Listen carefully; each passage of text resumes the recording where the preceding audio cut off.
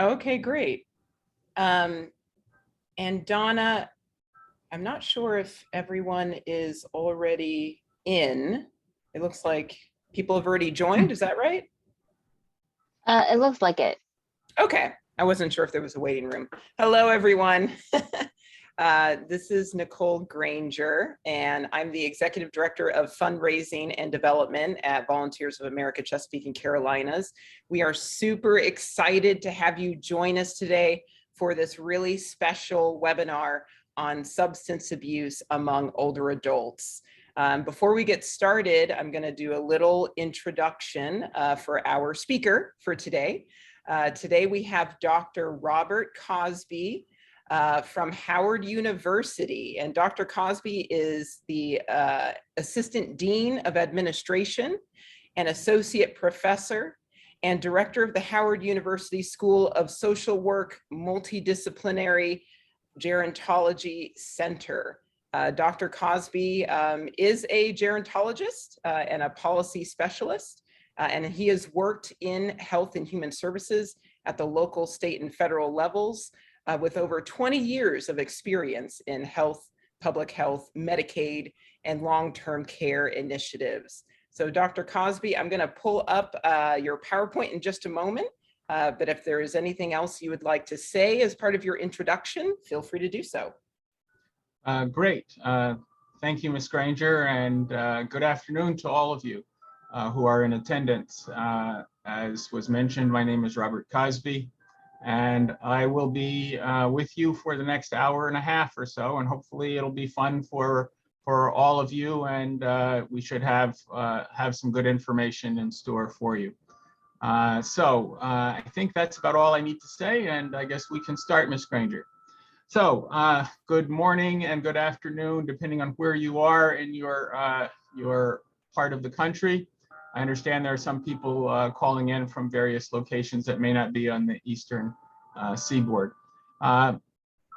This particular session is entitled Substance Use in Older Adults, an Epidemic of Growing Concern.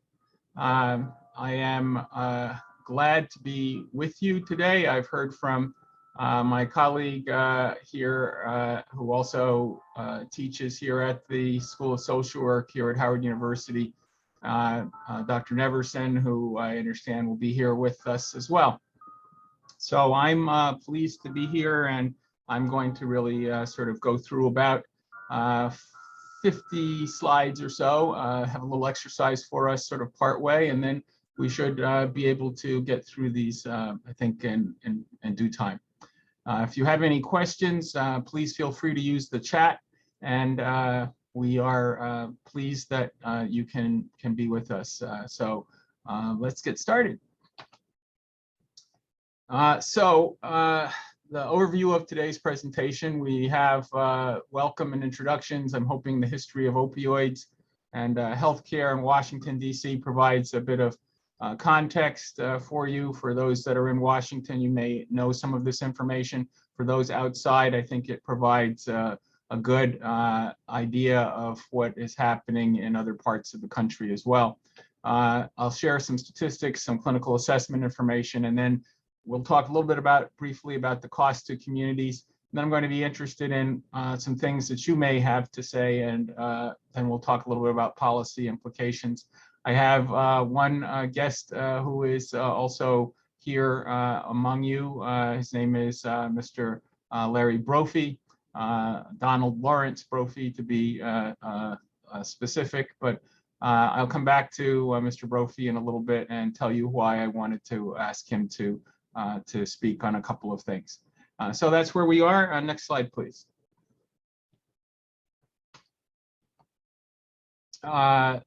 I think I wanted to basically talk about objectives to understand the history of substance abuse, demonstrate why professionals working with opioids need to know what's going on, and then be able to move ahead from there.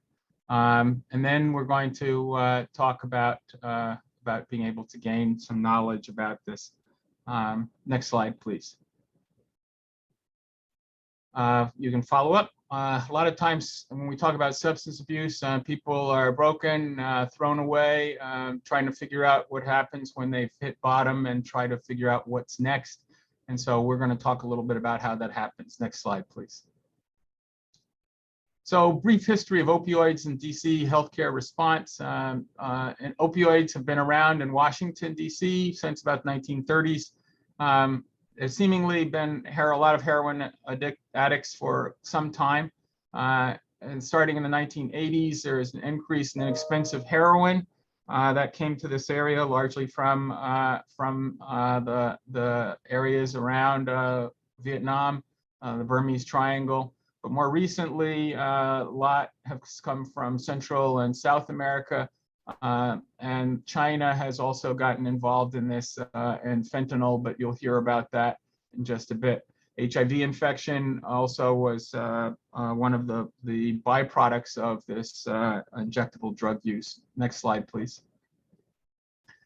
They are actually mixing heroin with fentanyl as another way of sort of mellowing the high or not getting quite as high. We'll talk about that too. So needle exchange programs in 1988 became really a big problem for Senator Jesse Helms from North Carolina. He basically said that he wouldn't approve the District of Columbia's budget. There's a whole lot of issue associated with the District of Columbia budget and that we're not considered a state. And because they're not a state in the United States, we don't have any representation in Congress. So anyone that is in Congress, when it comes time to approve the District of Columbia's budget, even with all of the federal buildings, et cetera, here, they have to receive a payment from the federal government to the District of Columbia, as opposed to providing tax income to or revenue to the District of Columbia. As a result, anyone in Congress can block a particular piece of legislation that's presented by the District of Columbia, and that has been problematic for a very long time. And so Jesse Helms came forward in 1988 and basically said allowing needle exchanges was the same as the government saying it's not only all right to use drugs, but we'll give you the needles. Hopefully we've come a long way since then, but still something to think about. Next slide, please. So drug-resistant tuberculosis was also another big piece of problems with people who are using injectable drugs. Many people contracted HIV, and as you may or may not know, tuberculosis is an opportunistic disease. It sort of lingers in your body until you have a compromised immune system, and then it sort of comes out and jumps on you. And so drug-resistant tuberculosis is a real problem, had been a problem in the 90s in the Washington area, but around the country, because you can start taking medication to get better, largely through directly observed treatment, DOT treatment, and therapy. And that directly observed therapy was designed to make sure that people take their meds, but you start feeling better after about 2 weeks. A month for sure, and then a lot of people who were addicts didn't continue to take the medicine, and then, as I said, tuberculosis is opportunistic. Why am I sharing that with you? Because some of the people who managed to survive all of that are now older persons. So we had 3 hospitals in the District of Columbia that took the brunt of these individuals, and they were DC General Hospital, Howard University Hospital, Greater Southeast Hospital, which is now called United Medical Center and is hurting badly. They're had sort of closures and openings, and now they're talking about building a new hospital on the site. Other hospitals that also have been hurt also closed. Providence Hospital is now closed, taken a lot of people who are sick, as well as the Washington Hospital Center, part of the MedStar complex. So between the late 90s and the beginning of 2000s, a lot of people seeking care because there was no payment attached to how they received their care. And so for individuals that were undocumented, that were here in the United States, or individuals who had been incarcerated, et cetera. They were not eligible for Medicaid, and so they weren't able to get care. And so that burden also was came down hard on folks, particularly for births of new babies. Providence Hospital, earlier Columbia Hospital for Women, they took on a lot of those individuals, and then add to that the poor and working poor, and there was really a problem. So they created what was called the DC Healthcare Alliance after the DC General Hospital closed, to pick up that group of folks, and that group of people continue to have funds that travel with them, so that they are able to get insurance and to get care. There have been also several Medicaid expansions in the District of Columbia. They are quite generous with care here in the district, and so more people are insured than ever before, and so that burden has been shifted. Next slide, please. So opioid addiction really has been sort of a growing concern. We talk about how people got to where we got, or why we're here, and we have to look at crack cocaine was a big piece. People that freebase, those were smoking ether with cocaine, which, by the way, is extremely flammable. Ether is. It gets you very high, but also when you would mix that with the cocaine in vapor form and then inhale it, it provided a very potent high, but it also meant you could burn yourself up. And there are lots of people that happened to, Richard Pryor being one of the folks who did a very, very funny but very sad comedy routine talking about how that happened with him. So the cost of healthcare has been really continuing to rise in the District of Columbia and across the country. Inpatient facilities have had many problems with that. Hospitals are required to provide care for anyone, regardless of whether they have insurance or not, through the EMTALA laws, the Emergency Medical Treatment and Active Labor Act. But many of the hospitals get around that by being able to patch them up, put them in a taxi or an Uber, and get them the heck out of their area. This has been a problem because what it's really done is made some hospitals take a lot more of the burden of poor people or people that don't have insurance, as opposed to those who do have that. Next slide, please. Just a reminder of what we're talking about. This is just one slide, just talks about, this is a man who got high, decided the best thing for him to do is to lie down. And so if you could see the rest of that picture, it just shows the man has his essentials, his cigarettes and his lighter next to him, but he's out for a while. Next slide, please. Just another indication that some of these things happen and linger. So you can see this person, he's not an older adult. This is a guy who's in his late 30s, I believe, who is he's basically sleeping off his new high, and he's probably going to get up in a little while. And you see the legs of a person in a dress there. It wasn't it wasn't by accident that that person is in the picture. That's because that is the person that's watching out for him to make sure that no one takes his stuff and that he's going to be okay. Why he has to sleep on the ground outside of a store is another whole discussion, but that's what opioid addiction, that's what a lot of types of addiction have brought to people, and are emblematic of what's happening around the country. Next slide, please. So in wards 3, 4, and 5, for folks that don't know about wards in the District of Columbia, I made mention of the fact that there's taxation without representation. So they don't have access to many things, but the wards are set up the same way as in New Orleans. And so they have 8 wards in the District of Columbia.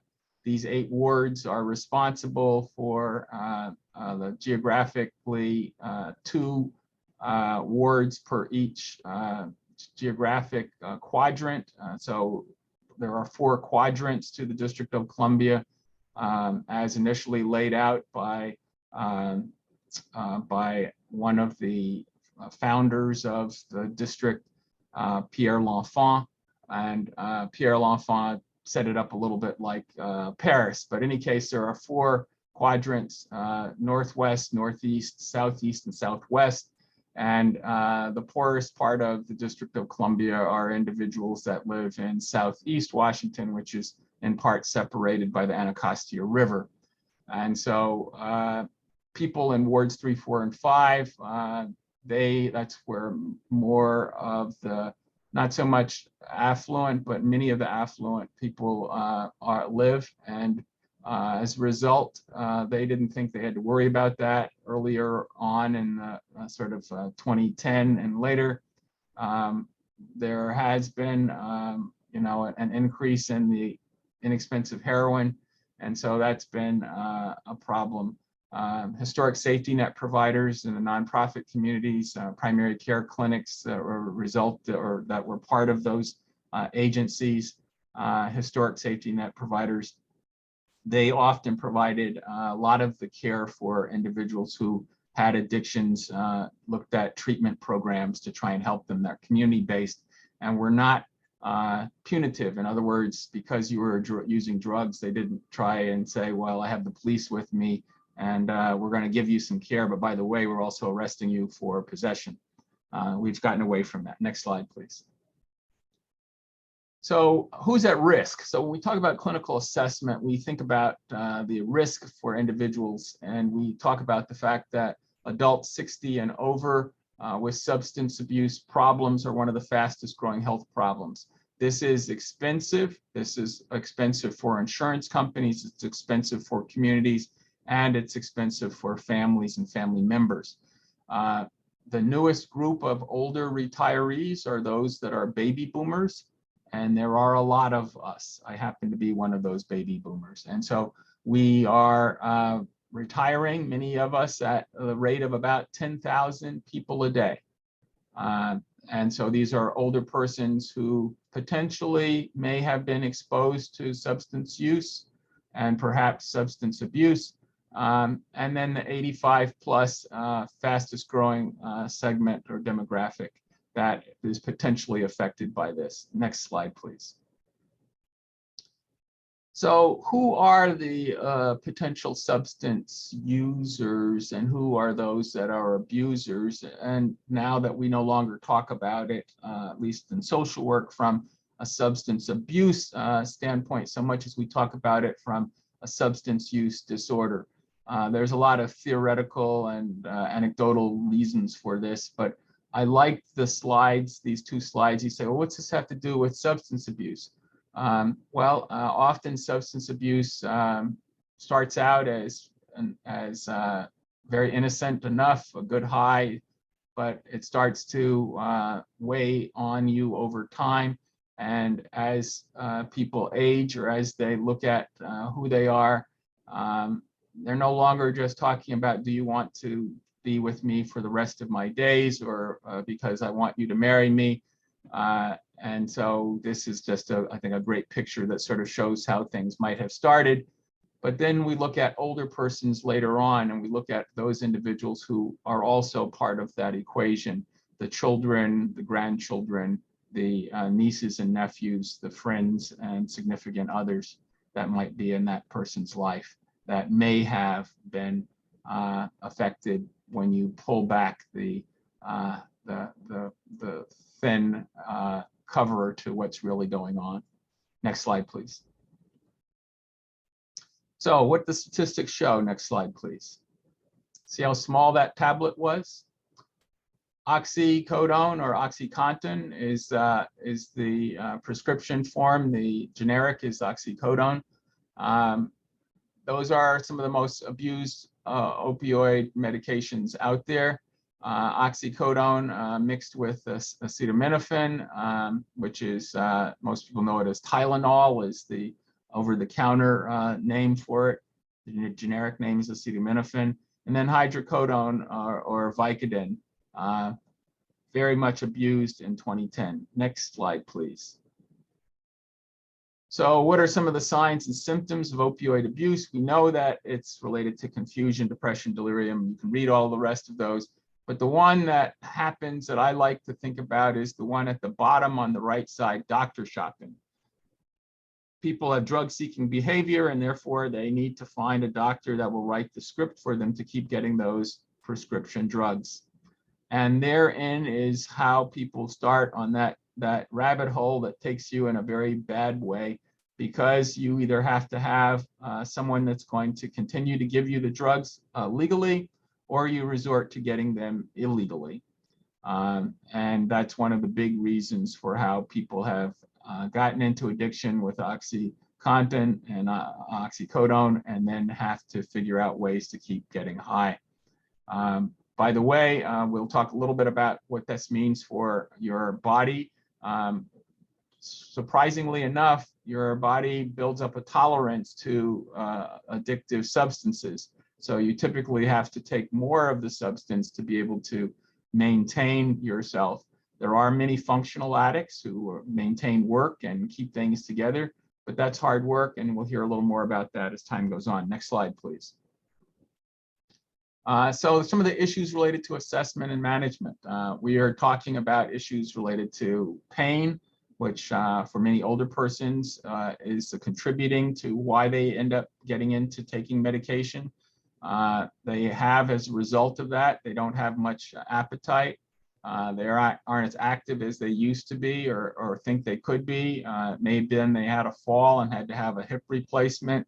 Things didn't go as well as that might have gone, and so they have pain, or they have a problem. I had a relative in my family who was going out to get the mail from her house and didn't know that one of the neighbors had a pit bull that they had just gotten, and the dog was on a long lead with a stake in the ground. And so the dog rushed her, and she was so startled that instead of turning to run, she tried to back up, hit her foot on the curb of the sidewalk, and fell on her coccyx and crushed it, and required significant pain medication as well, because they found that because it was crushed, they couldn't operate to do anything.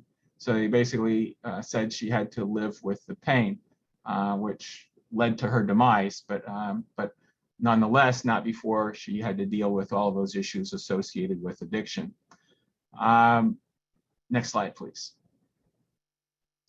Just some homicide rates. This is a little bit dated, but I couldn't find a new one that showed the comparison of what's happened in between 18 and 20, but I have one slide that gives you a little better indication. So you can see that homicides and opioids, as you see the intersection in like 2015 of homicides and opioids that were relatively close to the same, but you see the trending is down for homicides, but continuing to rise with opioid deaths. Next slide, please. Some of the main issues that I want to know, that you need to know about right now in terms of data. This is 2020 data. So the prevalent areas of drug overdose, remember I told you about 3, 4, and 5, because they didn't think that would really have to worry about them. Well, now 5 is part of this overdose area. So wards 2, 5, 6, and 7, and 8. Wards 7 and 8 being far northeast and far southeast are those that have had significant issues with drug overdoses. The mayor, Muriel Bowser for the District of Columbia, announced a public health plan in early January of 20. January 18th of 2020, that included the purchase of naloxone kits for MPD officers. And so what has happened between 20 and 21 is that each of these kits is now available to people to use in the District of Columbia. There's legislation that was passed, so the federal government did not pass it, but District of Columbia government passed legislation that made it possible for kits to to be given. All you have to do is present the documentation to a pharmacist at participating pharmacies like CVS, et cetera, in the District of Columbia, and they will give you a free naloxone kit. So that if you are with someone or you see someone that has overdosed, you can help perhaps save their lives by using these naloxone kits. These particular kits can be inhaled. It has a nasal spray, and you spray it a couple times, and that can make the difference. Next slide, please. So between 2016 and 2017, opioid overdoses have increased, and that's a big problem.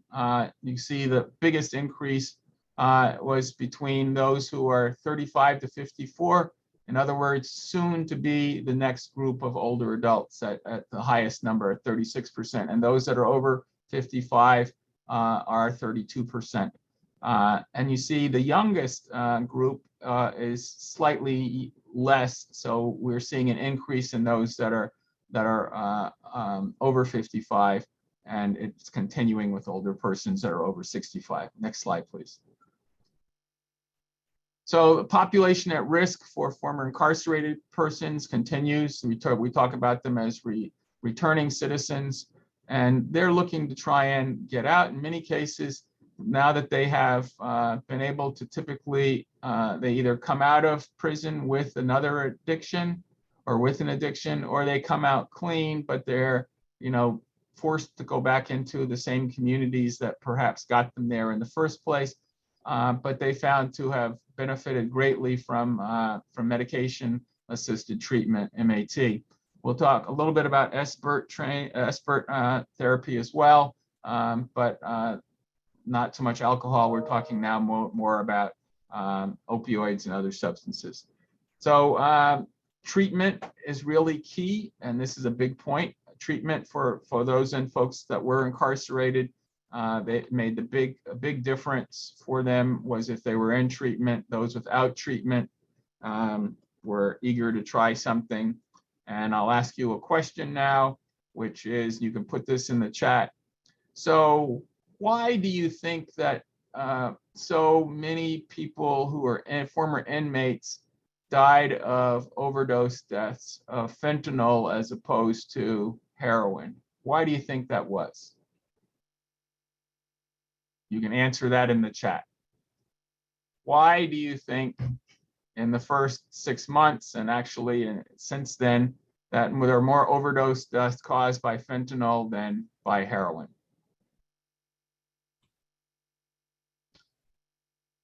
They were getting it in jail, perhaps the potency, okay? It's the newest drug, good. Accessibility, good. It's a prescription drug, there you go. Because they didn't realize it's a problem. It's potent, yes. All good answers. And so let me say a little bit about those things. So yes, but the one that gets people that they don't really know about is fentanyl is cheaper than heroin. And therefore, if it's potent, it is about 50 times more potent than heroin.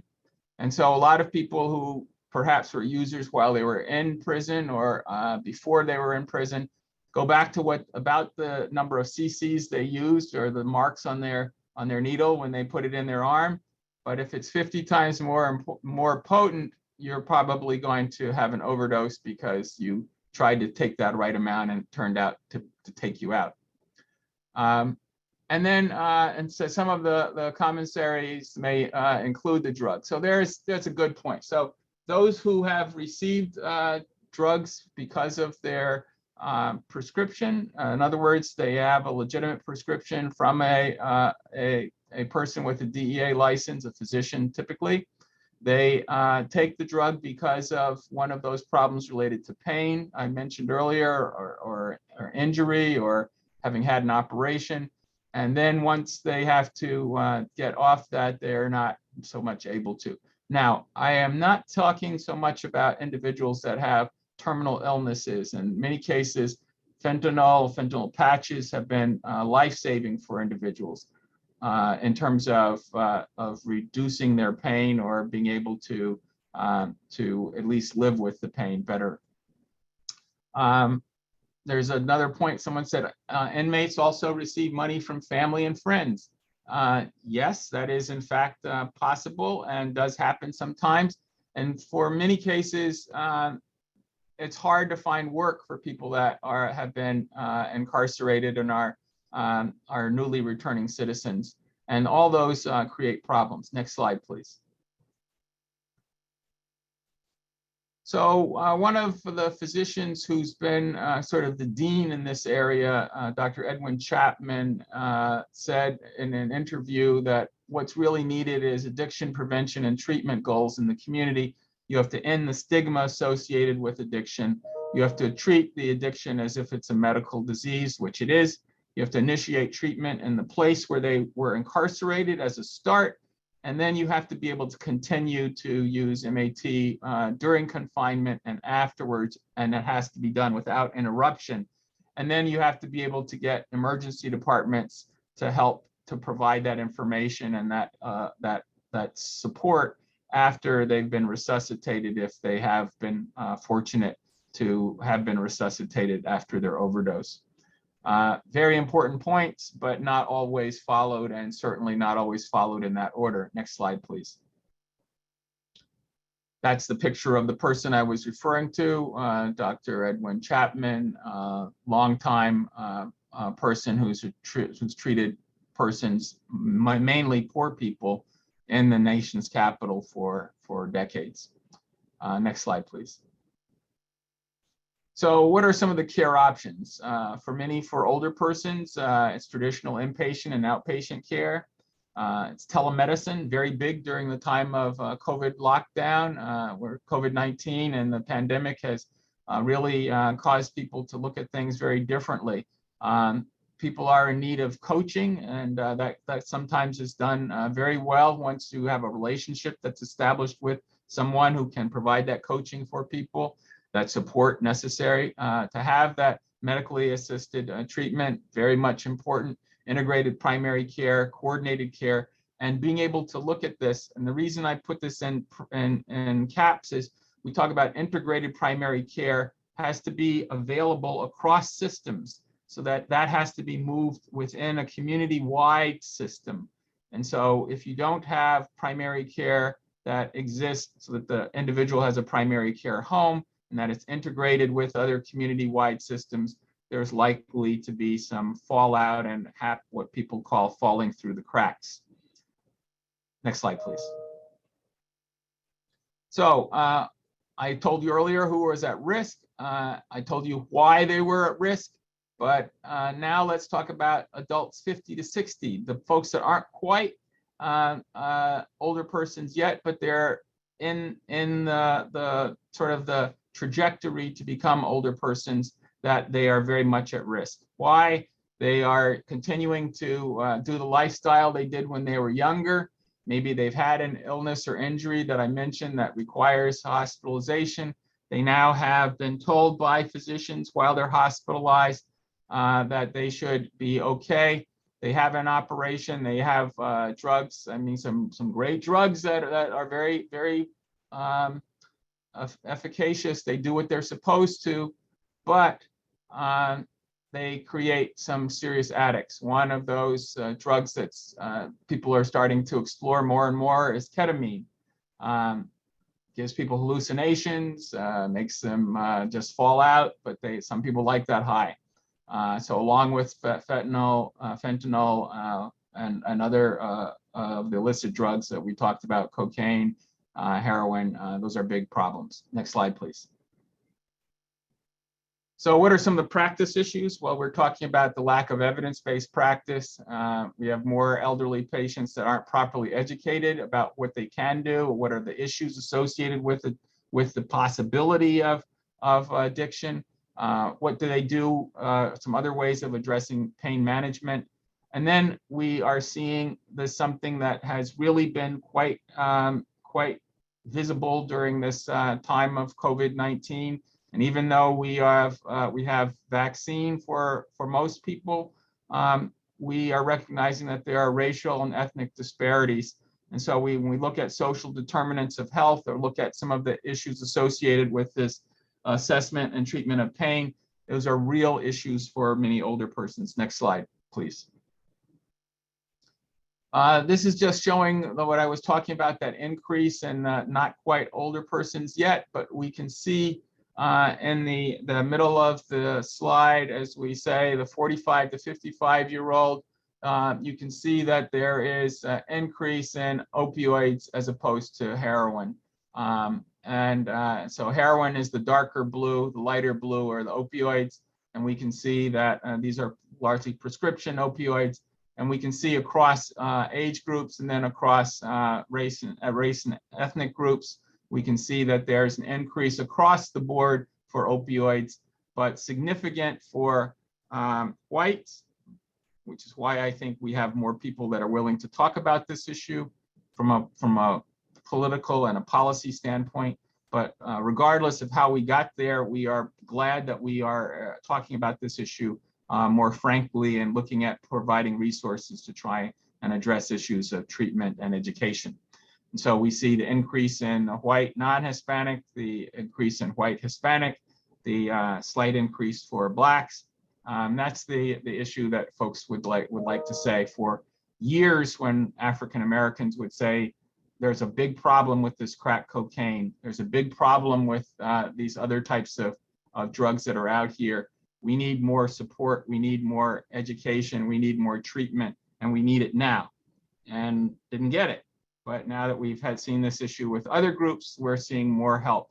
But the one that a lot of people have not addressed, and this is looking at the impact on American Indian and Alaska Natives. And we see this tremendous increase here as well. Next slide, please.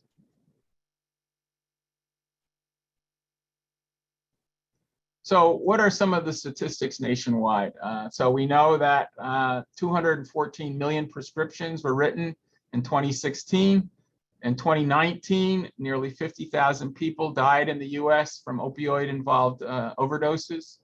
I couldn't parse out how many that was for older persons, but I believe it is a growing number. And we see prescription pain relievers as the main reason, but also heroin and fentanyl as other reasons for that. The economic burden for prescription and opioid misuse in the United States, $78 billion a year. We're not paying anything close to that in the way of treatment or services and support for individuals, but point out this has an impact on families, on communities, and on our nation at large, certainly on the workforce for those that are working. And yes, there are older persons that are still working. So as many as 1 in 4 persons who receive prescription opioids have long-term issues, and that they have pain that's not real cancer related in primary care settings. Those are the folks that we see are struggling with addiction. We see the fact that a lot of people have died in about less than a 20-year period that we're looking at now from prescription opioids. And I'll talk about the companies in just a second. So 50 years and older, opioids have doubled from at least 1 to 2%. I don't have an exact number of people, but if you do a quick extrapolation, you're talking about in excess of probably 10,000, a little under 10,000 individuals. Next slide, please. So this is latest data, 2020 data, which basically shows what happened through 2019. And this is looking at the issues that have happened across the nation. You see from 1999 and 2000, particularly when OxyContin became popular, and we see an increase all the way up to the numbers we see in 2019. And look at the number of older persons that we were talking about, but typically addiction is affecting many males more so than females, but we can see the rise across both groups. Next slide, please. So in the Washington, D.C. area, as in many urban areas that have large concentrations of African Americans, those Black communities have been hurting, as I mentioned, for lots of years. And as I said more recently, this is is something that we actually can talk about, and how it's hit other parts of the community really hard. I have one of our members of our group that has joined us, and maybe this is a good time for him to talk a little bit about his journey and some of his experience. And so if would please like to hear from Mr. Larry Brophy. Are you there, Mr. Brophy? And Dr. Cosby will need to make Larry a panelist so we can see and hear him. So Donna, if you wouldn't mind finding Larry and making him a panelist so we can hear him. Is it Larry or Donald Brophy? Because I Donald wrote Brophy it is Donald. fine. It's Don.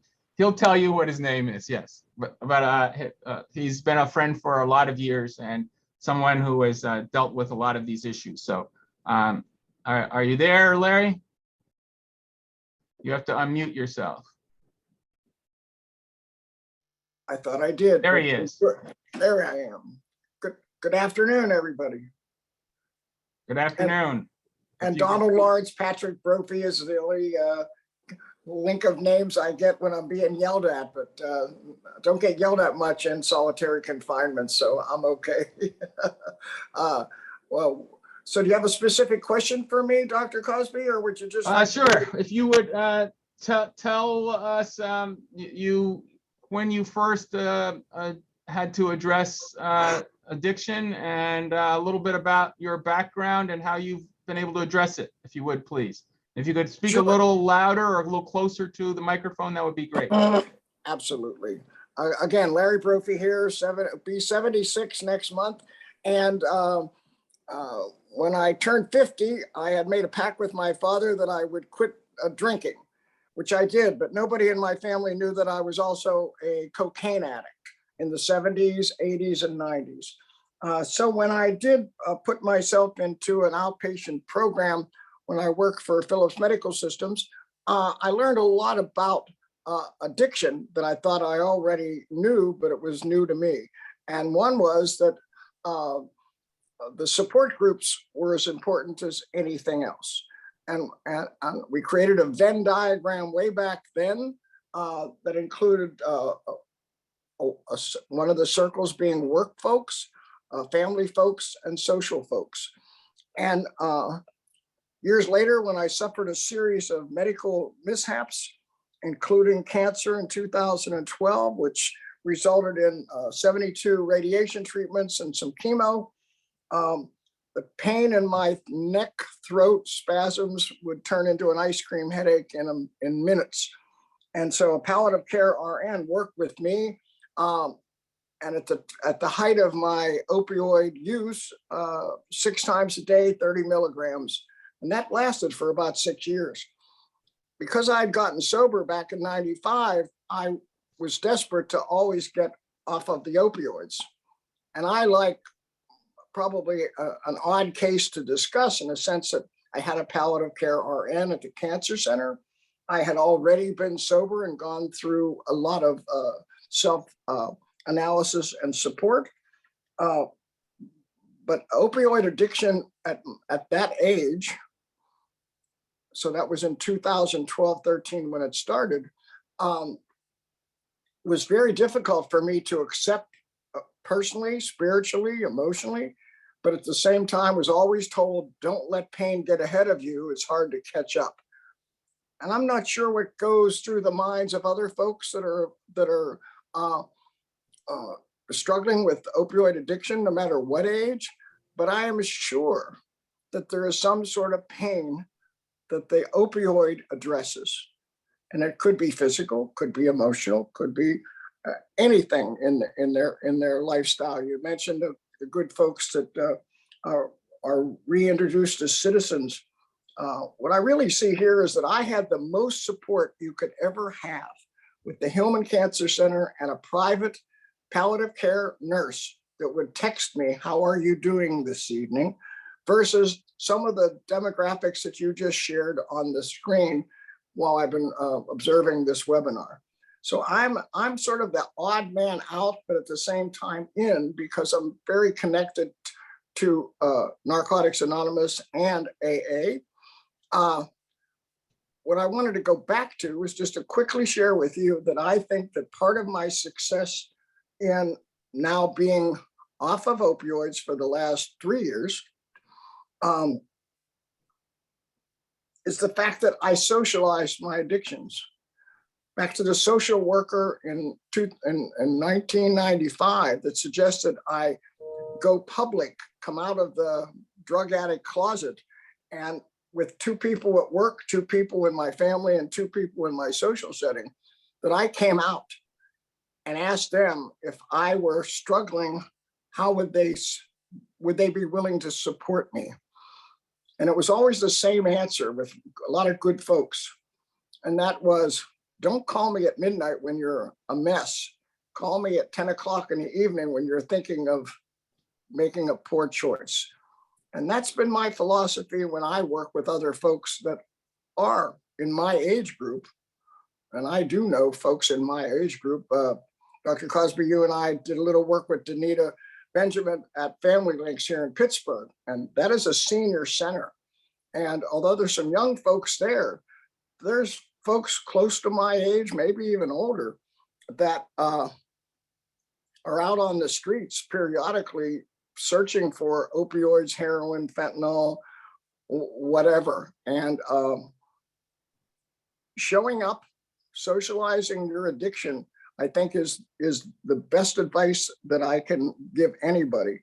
And that is because not everybody's going to have the Hillman Cancer Center and a private palliative care RN, but there are a lot of social services with really fine social workers that can help. And last but not least, the last time I was with you, one of the things that I learned that I hopefully not going too much on here was that many of the social workers were working with elder folks who had become heroin addicts because they couldn't afford the opioids that they were originally prescribed. And that frightened me. But one of the things that came out of that meeting was that most of the social workers were working one-on-one with that individual. What I've learned since then is that is pretty much the practice, but where I see more success is when a friend or a relative meets also with the person suffering from addiction with the social worker or whomever else. And those statistics that you were showing just frighten me because I see these folks, young and old, in my neighborhood. I'm an urbanite. I live right in the center of University Center of Pittsburgh. And I see people in doorways. It breaks my heart. Maybe that's a little bit of survivor guilt. I don't know. But it also is an empathetic feeling when you see somebody that maybe is a veteran or it's one thing to see some young person high and struggling. It's another thing to see a homeless veteran or an elderly person living on the streets. It's just hard for me to see without being able to do much about it. So don't know what else you were looking for from me, Dr. Cosby, but those are my thoughts this morning after listening to some of the information that you once again shared with us today. Well, it's right on time, sir. Thank you for sharing. I think we may have an opportunity to talk with you again before we're done, but I wanted you to have the opportunity to sort of stay. So to stay close because I wanted to continue.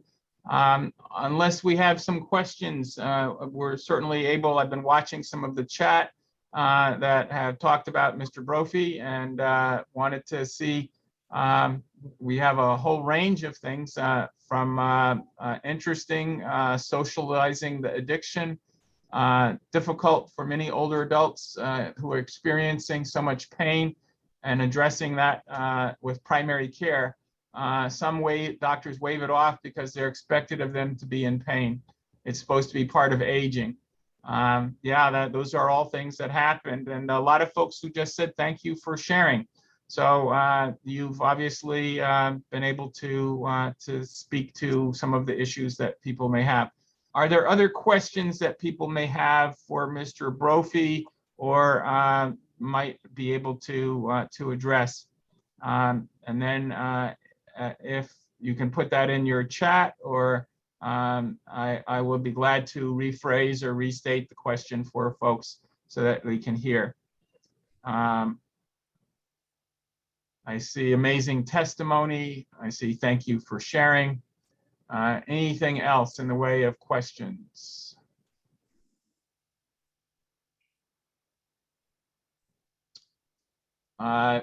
One interesting question. Do you see marijuana use as an issue with this population? I'll let you give me your perspective, and then I'll share with you what little I know from some of the data. Well, first of all, I have esophageal or throat cancer and never smoked a cigarette in my life. And other than Bill Clinton statement, I did inhale a little bit of marijuana when I was a young man, but not much. I was an athlete and didn't really find anything that I ingested that way as helpful. I will say this, that when I was struggling to get off of the opioids, they sent me to a UPMC, University of Pittsburgh Medical Center, pain clinic. And I wasn't happy with how I was handled there.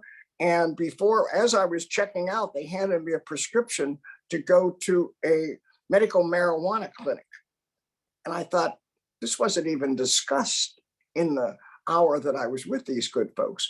Went back to the palliative care RN, who thought it was something we should try. I did follow up with it. I didn't like how it made me feel. I did sleep a little bit better. But I think taking a nap every once in a while accomplishes the same thing. So I'm not a big fan of medical marijuana for me personally. And I think it is an individual decision with, but I do think that these medical marijuana centers, and here I'll just maybe a bias here, they're in business, and that business is to sell medical marijuana. I never really felt at any time in a medical marijuana setting that I was being consulted with. It was more like it was a taste test versus a lifestyle test. And they weren't asking me much about where I've been and what I'm doing. It was more about what my interests were going forward. So I'm rambling on here, and I apologize. I think you're right on the money. So for some folks, I think medical marijuana, I wanted to close with one thing. It did not reduce my pain. Okay. It did not, it may have mellowed me a little bit. I'm pretty mellow anyhow. It may have mellowed me a little bit, but it really didn't do the trick on the pain.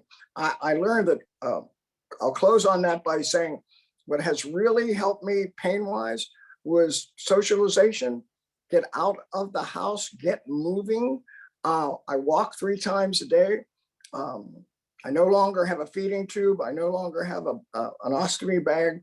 I live primarily on liquids since 2012, primarily live on Ensure. But I don't let that get me down, because I'm just happy to be here. So again, I've rambled a bit, apologize. No need to apologize. I think as I said, I think you're right on the money. Some of the other questions that have come through. Has opioid use gotten worse since COVID in older adults?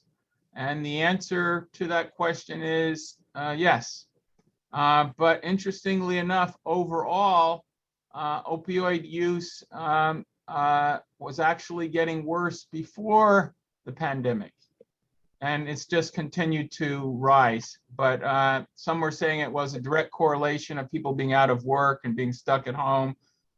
May have had some contributory factors, but not so much that it would do that. But yes, opioid use has gotten worse. The other question was asked is, what about some of the newer drugs?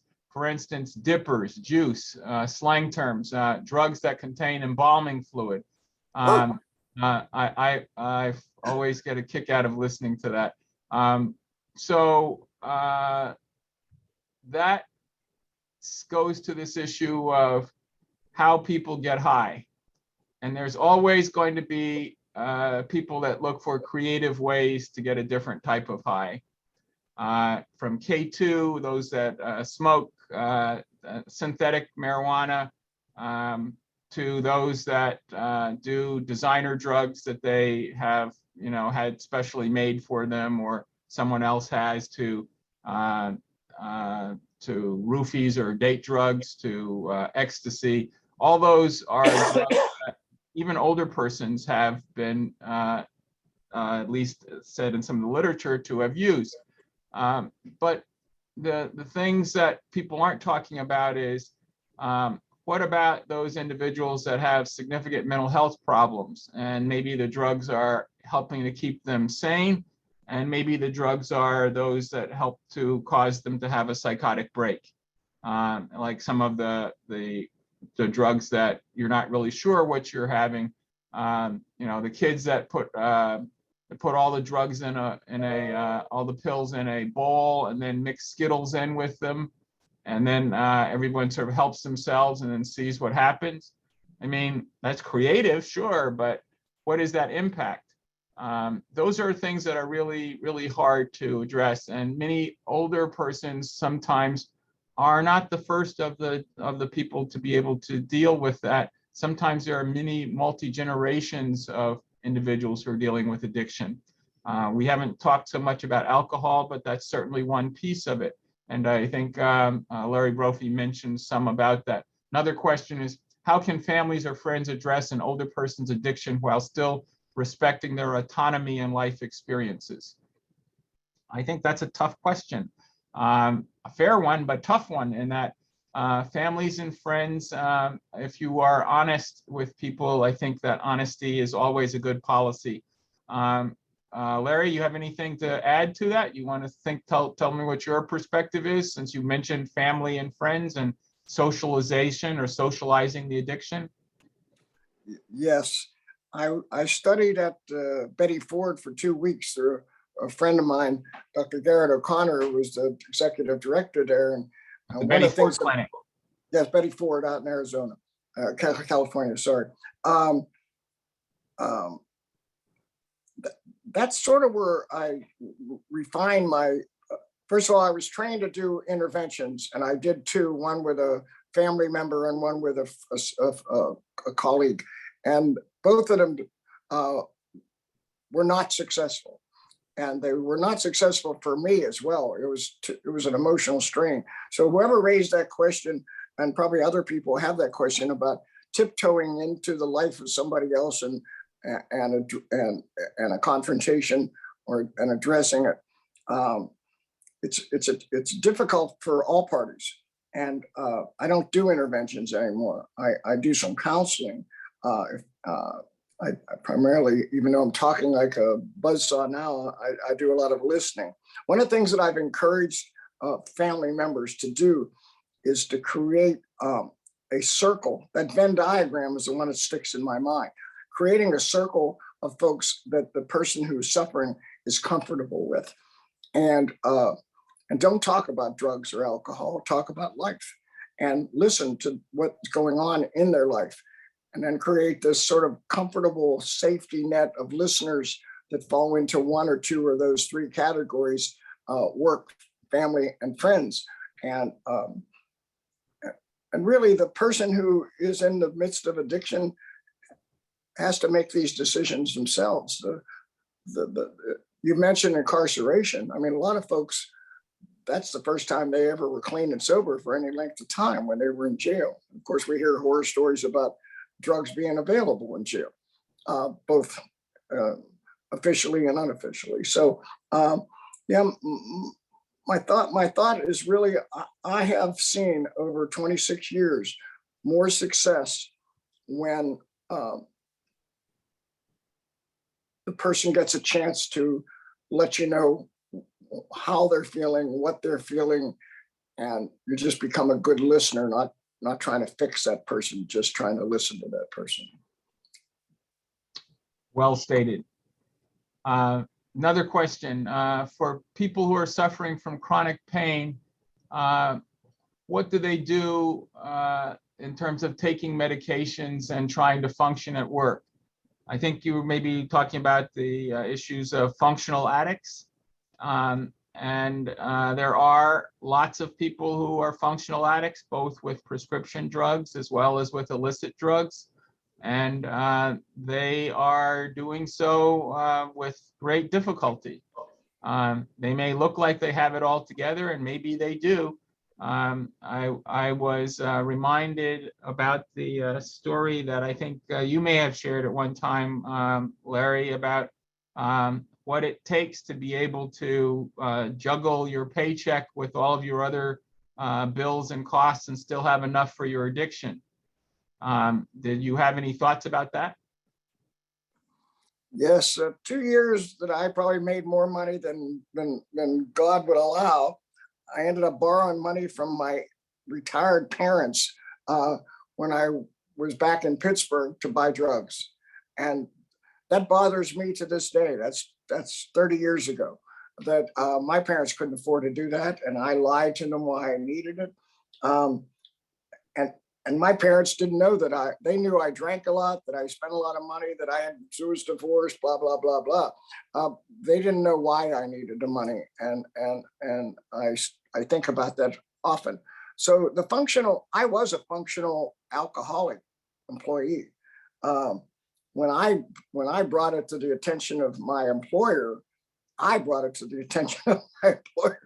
They didn't bring it to my attention because I had made a commitment that I would quit on a certain date with my late father. Having said that, when I tell that story to other folks who are denying that they're alcoholics or addicts or struggling with trying to figure it out, I tell that story for a reason, and that is that you need to put a stake in the ground, and you need to be able to confront yourself. Other people confronting you doesn't seem to work in our society. Confronting yourself and finding somebody that will listen to you as you do that confrontation, avoid incarceration. I'm haunted a little bit by that picture you showed earlier with the young person curled up in the doorway. I'm glad you showed that, but actually that's been sort of stuck in my mind this whole hour plus. That if that person doesn't have the wherewithal to ask for the help that I'm suggesting, but that person that was standing next to them, just out of the photograph, might be that person if they're not co-addicted, they're not taking turns getting high and covering for the other person. I don't know if I answered your question, Bob. I'm sorry. I just got all emotional there about that one aspect. No, I appreciate your sharing, and if you need to take a moment or so, it's okay. I'll move on, and we can come back to you. But no, I'm good. I'm good. Thank you very much for sharing. This is an emotional subject. You made me aware of this several years ago. Not my grandma program that you ran. I came away and I'm still talking about that with some folks here, that I was aware that I was clean and sober, but had struggle all the time.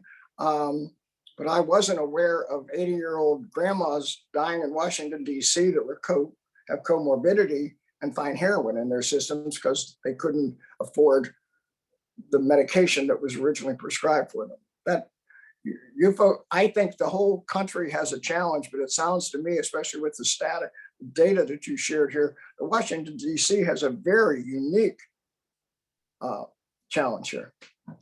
I think so. And the Department of Behavioral Health, DBH, and the District of Columbia has done a lot to work on that. The Department of Health has done also a lot to try and arm primary care clinics and others to be able to work on that. They celebrated recently National Overcoming Overdose Day, or week, I guess it was, the beginning of September, which did a lot to kind of bring attention to the issue and to talk about the availability of Narcan or naloxone.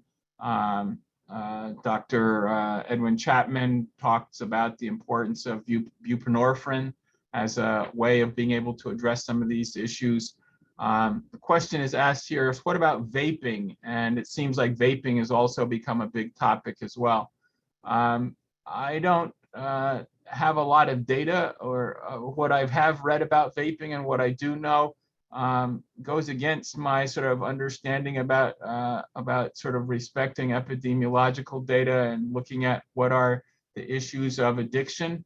And I view this as just another vehicle for getting the real drug into your system, and I'm talking about nicotine. And so just because you're no longer ingesting the smoke into your system through inhaling it, you are still you're inhaling this vapor that is still laced with nicotine. And so it's just a different vehicle for being able to distribute that drug. I think that's a topic that is going to become more prevalent, because I think in this, I'll just sort of jump to sort of one of the policy pieces.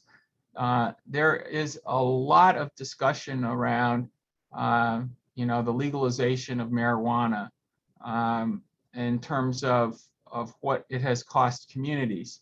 And people didn't have too much to say about it outside of incarcerating individuals who were users and or distributors of the drug.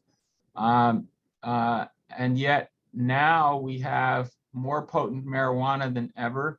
It's legal, I think, in 24 or 27 states, something like that, for both medical marijuana and for several states for recreational marijuana.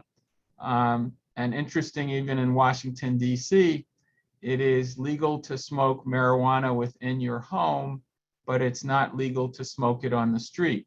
If you see many young people in the Washington area, they kind of don't know all about what the exact language says. They just said, oh, it's legal to smoke, and here I am, I'm smoking. I'm smoking in my car, I'm smoking on the street.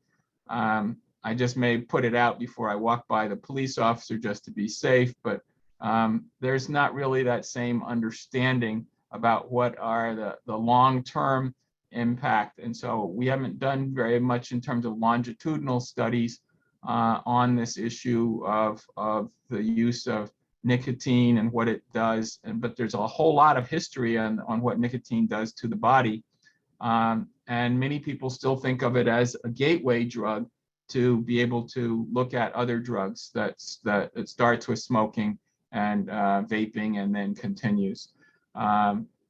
I think that this is a big issue. I happened to be a little while ago playing golf at a golf course and was playing with some folks, and every time they went back to their golf cart, I'd see this little plume of smoke go up, and I was like, well, what the heck is that?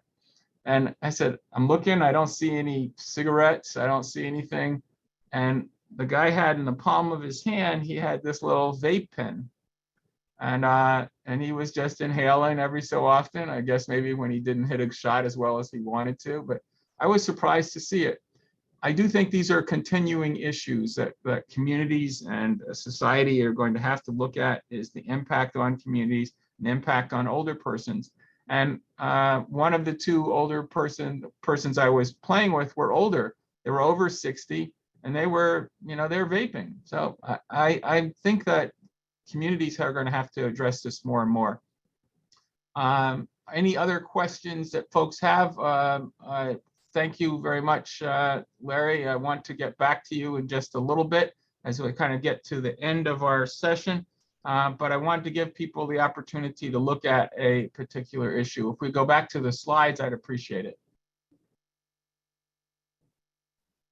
Definitely, Dr. Cosby. I think there may have been one more question that was added in the chat. I see it just now. Okay. Yeah. So being a recovering addict, prisoner, drug dealer, I just feel that there are not enough programs to help those who need help. For example, in Alexandria, Virginia, is the only in-house shelter in Northern Virginia. We get all kinds of addicts, abused, and mentally ill people pouring in, and the ages are more older. In my opinion, Fairfax has always been one of the top counties in the U.S., but no real programs. My question is, what can be done for more programs? And thank you for asking that question, and thank you, Ms. Granger, for making me aware of the question. The issue here is one of advocacy. And I think that residents of Fairfax County, if you're trying to get more programs, or in Northern Virginia in general, you have to bring it to the attention of your elected officials. And so bringing it to the council for Fairfax Council, Fairfax County Board, those are the ways in which you are able to get your points at least registered and become part of the public record. Look at getting helpful information, data that you can share with folks to explain what's happening. Look at other parts of the country as with what they've been able to do and what are the best practices, as well as the programs that are piloting in other places that are working. Most folks don't like looking at addiction, that they want to say that NIMBY stuff, not in my backyard. This isn't happening here. We don't have that problem. I gave you that example when I was talking about wards 2, 3, 4, and 5, or rather 3, 4, and 5, saying that they were not part of the problem, so they didn't want to deal with it. I think the answer is that we are seeing more and more, just like with HIV infection years ago, and some of the work I was doing with the Council of Governments. We had folks from Loudoun County, actually the health director there said, there's no HIV in Loudoun County, and we're not going to set up any programs for something that there's no need for that. Not recognizing that Alexandria, Prince William County, and others were dealing with those issues on a regular basis. And it wasn't long since, as we know, disease and infection don't know geographic boundaries. And people were in Loudoun County, and they ended up having one of the fastest growing rates of HIV infection in this Northern Virginia region.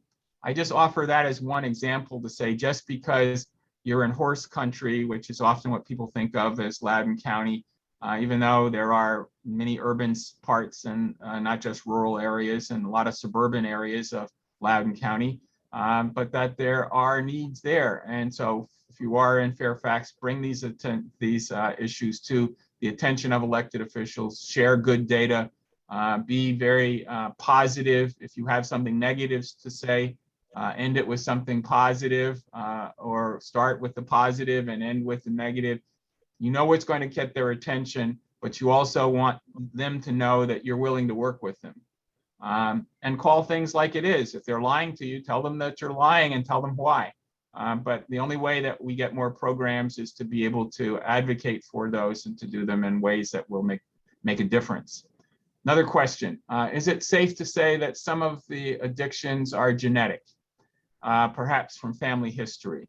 Another good question. So there are no bad questions, by the way, but in this case, what I would answer is to say that yes, there is data that seems to show that there is some genetic predisposition to addictive behaviors in families. They're doing a lot of more epigenetics and epigenomic work that are looking at these issues, and so that's a real issue that we're trying to work through right now. Is recognizing that we have to look at this, particularly in communities of color, where we are not participating in randomized controlled trials. And so when we talk about what kinds of things are pharmaceutical companies looking at, And what kinds of data do they have about people of color? The answer is they don't have enough. In some cases, they don't have any. And so when we talk about addiction and we talk about things that are affecting many families, certainly we have to recognize that there is the potential that there is perhaps a genetic link, so that they're looking at that across the genome. How do you get that information? You have to be able to do that mapping and understand how to be able to trace that, to know where there may in fact be some of that. They're doing a lot of really good and interesting work with CRISPR, and that's enabling them to separate some of the gene information and to be able to look at it in more detail. And that will hopefully make a big difference in looking at people of color and recognizing that we will have to participate in some of these studies if we want to be able to see benefits as with other groups. So yes, there is potentially some link between genetics, family history, and addictive behaviors. Any other questions? Okay, if you would please, Ms. Granger, if you go back to the slides, I have a couple questions for people. And just wanted to get, so next slide, please. When we talk about the number of overdoses, we see that it is hurt a lot of people. In August in Washington, D.C., we see that 14 states have seen significant increases in death rates. Washington, D.C., West Virginia, Ohio having the highest rates. By the way, the District of Columbia is larger in terms of population density than 2 other states in the nation, but we still don't have representation. So when we look at death rates, there's another issue here. Next slide, please. So the rise in overdoses in 2020, top 19,000 nationally. But this was, I think, one of the questions that was asked, and this is something I think Mr. Brophy mentioned. What do you do? The most important things we tell people is don't get isolated, get out of your environment or place where you're using or drinking, and go meet up with other people working on recovery. And that was a psychiatrist who's with the American Society of Addiction Medicines, Dr. Taylor. And then another point was the spike in overdose fatalities began. This was another question that was asked, began before the first wave of shutdowns and stay-at-home orders in March of 20. And so we see a real change here. And then the estimates, which is a sobering piece to know, about 19,000 people died in the first 3 months of this year from overdoses. So if you look at that number compared to the numbers in 2020, we can see that we are on track roughly to break that record from a year ago by a substantial amount. And there's something that is to be said for people that are down on their luck, maybe about to be evicted because they can't pay their rent, or they've lost track of how to pay for their mortgage if they were homeowners. They don't have work, so they're unemployed. The stimulus checks have stopped that are coming from the federal government, and many states have actually stepped up to try and eliminate the stimulus checks because they say they're keeping people from working. But no one is asking that other question.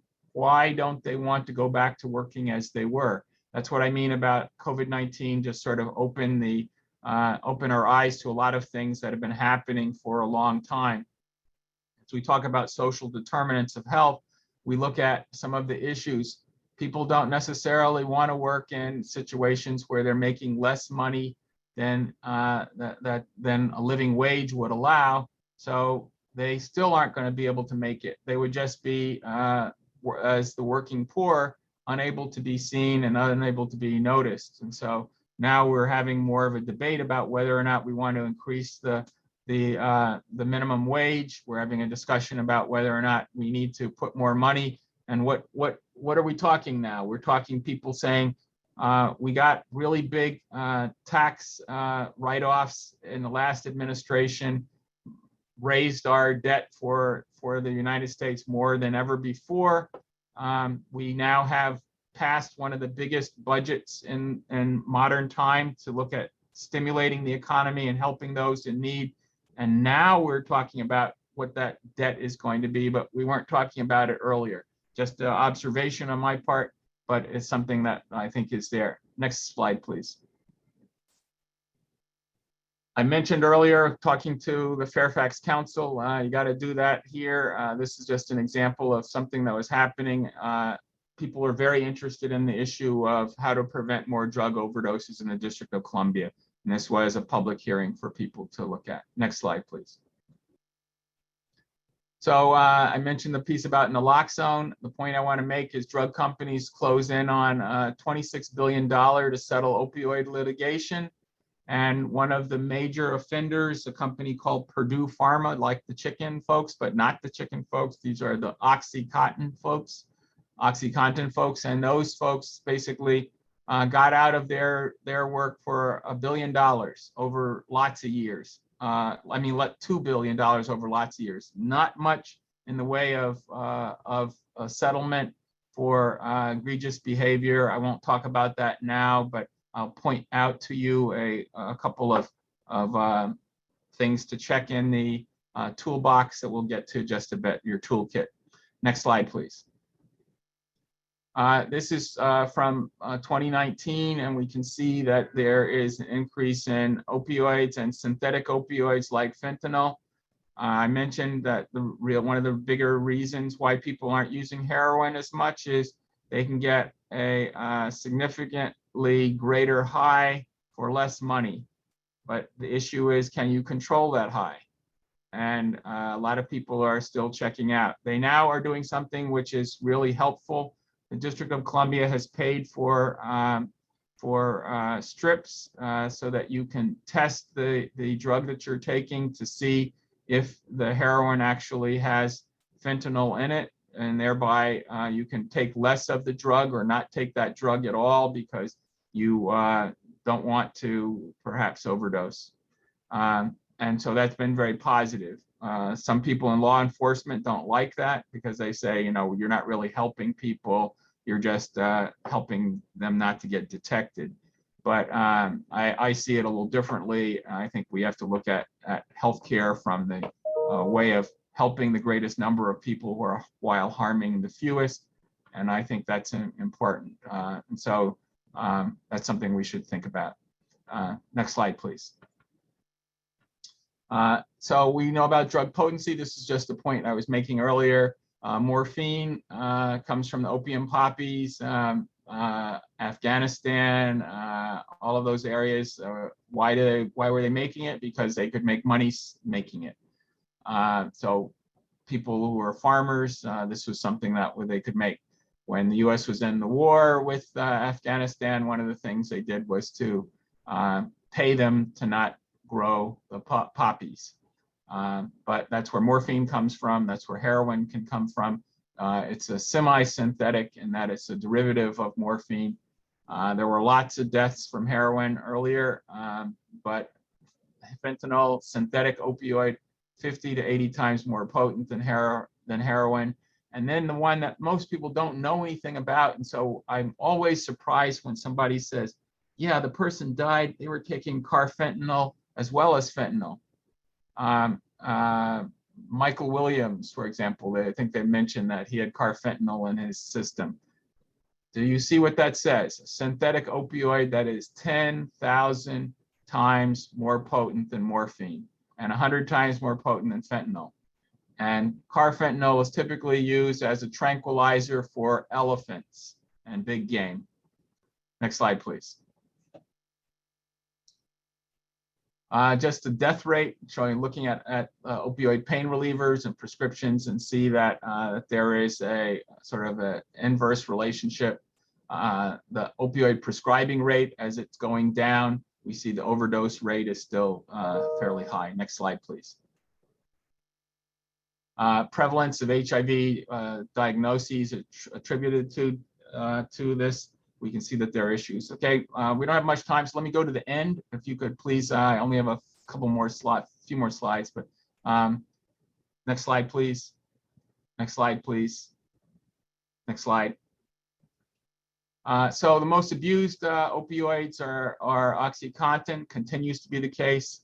That was what happened in 2010. We saw that. And now, next slide, please, comparison. Understanding of market and distribution and the decriminalization. And so I asked the question, why is substance use disorder worse than substance abuse? Anyone? An answer for that? Well, no one's going to write in the chat. I'll tell you quickly. So substance use disorder is worse because it's recognized in the DSM manual as having more than 6 months of use.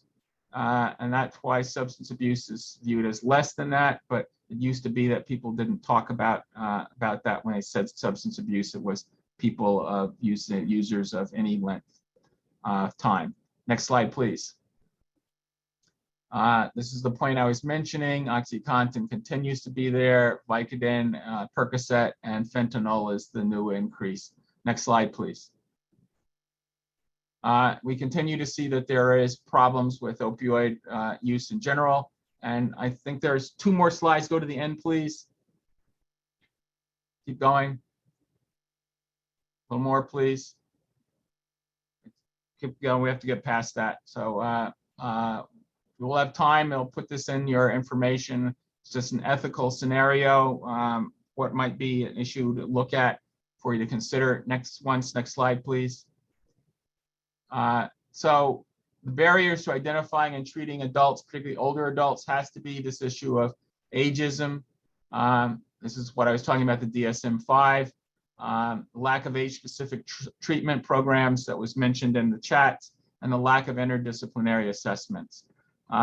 If we go to the very end, there are some additional, in this presentation, there are some additional pieces of information, and I bring to your attention something you might find interesting.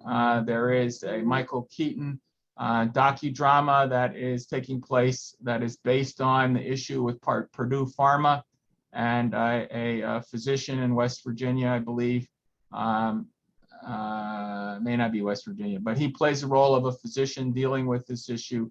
It's called Dope Sick, and I recommend it highly. It's gotten interesting reviews, but over, I think, 8 episodes, it talks about how this isn't so much just a one community issue. This was a national issue that is at the feet of big pharma, particularly those that make pain medications like OxyContin, and why it continues to make money for folks, and why there were no one that was made to go to jail, and why the numbers of people that have hurt have continued to rise, and the amount of money that people can do.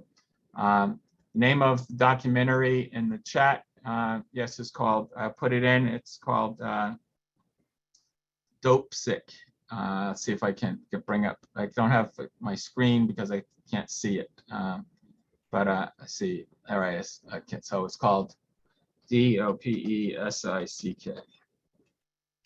And it's actually, I put it in the information at the end of our presentation. I think we're just about out of time. I want to bring to your attention that, and yes, it is on Hulu, someone mentioned, and that I believe it starts next week or so. But very good piece. I think it's based on some great pieces. There's also another piece that I recommend, which is the actual documentary that particular story is based upon, and that's also in the toolkit that you can perhaps look at. I thank you for the time that we spent today. I think it was helpful to you. I hope you found it helpful, provided you with a lot of information. We went very quickly, but we did get to discuss some very important pieces and the impact on older persons and what we need to look at going forward. Thank you for your participation, and look forward to the next time that we have perhaps together. And thank you, Dr. Cosby, so much. This has been an awesome webinar. Thank you, Donald, as well, for providing your personal testimony. Before we let everyone go, I'm just going to hop to the very end here and wrap us up with a little bit of information about our People Like Us campaign, which Dr. Cosby is here to support. If you haven't already, we encourage you to join our Facebook group, and I will be sending a recording of this webinar afterwards in a follow-up email. So you'll have all of these links. So there's the link there on the screen to our Facebook page just for the People Like Us anti-stigma campaign. And if you yourself work with an organization that is a knowledge expert in an area related to mental health or substance use disorders, we would love to co-host a webinar like this with you. So please email us at contactus@voces.org if you're interested in co-hosting with us. You can also visit our campaign webpage at voa-plus.org, and that's where you can subscribe to our newsletter so you can continue to receive updates about the campaign. But thank you again, everyone, for joining. I hope that this was very informational and rewarding for you, and we look forward to engaging with you in the future. Thank you, Ms. Granger, and thank you, Larry Brophy, and thank you all for all the great questions. As I say, look forward to next time. All right, thank you all. Have a wonderful weekend. You too. Bye-bye.